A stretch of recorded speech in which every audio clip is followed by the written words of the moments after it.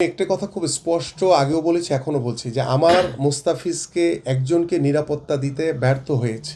তো সেইখানে আমার বাংলাদেশ দল যাবে, সেইখানে আমার ক্রিকেট বোর্ড যাবে, সেখানে আমার দর্শকদের অনেকেই সেই খেলা উপভোগ করতে যাবে। তো এতগুলো মানুষের নিরাপত্তা কিভাবে নিশ্চিত করবে? তো আমার কথা হচ্ছে খুব স্পষ্ট যে আমাদের নিরাপত্তা নিশ্চিত না হওয়া পর্যন্ত, সেটা নিশ্চিত না হওয়া পর্যন্ত আমাদের এই বিশ্বকাপে খেলতে যাওয়া থেকে আমাদের বিরত থাকা উচিত।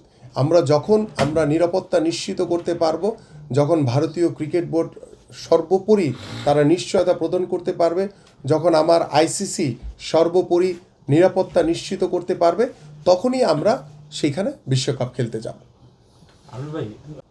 খেলা থেকে যাতে দূরে সরে না যায়, খেলোয়াড়রা মাঠে থাকবে, খেলা চলবে, খেলা যাতে কখনো বন্ধ না হয়। আমাদের যদি কোথাও এই ক্রিকেট বোর্ডের কারোর সাথে যদি কোনো কথার দূরত্ব থাকে, সেটা আমরা খেলার মাঠের বাইরে বসে আলোচনা করে আমরা সেটা সমাধান করব। বাট সেটাকে ইস্যু করে কেউ কারো উস্কানিতে খেলা বন্ধ হয়ে যাবে, এটার পক্ষপাতী আমি না।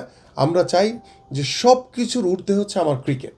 কোনোভাবেই যাতে আমার ক্রিকেট ক্ষতিগ্রস্ত না হয়, সেদিকে আমার ক্রিকেট বোর্ড বলেন, আমার খেলোয়াড় বলেন, আমরা যারা ক্রীড়া সংগঠক রয়েছি, যারা ক্রিকেট প্রেমী রয়েছি, সবারই একটা দিকে ফোকাস থাকা উচিত যে বাংলাদেশের ক্রিকেট হচ্ছে আমাদের একটি গর্বের জায়গা।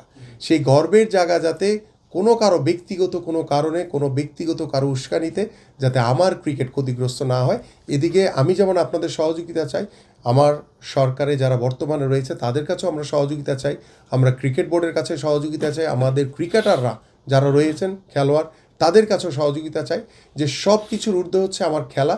সেই খেলাটি যাতে নিয়মিত মাঠে থাকে, সেই বিষয়টি আপনারা সকলে গুরুত্বের সহিত দেখবেন এবং কোনো কারণে যাতে আমার ক্রিকেট ক্ষতিগ্রস্ত না হয়।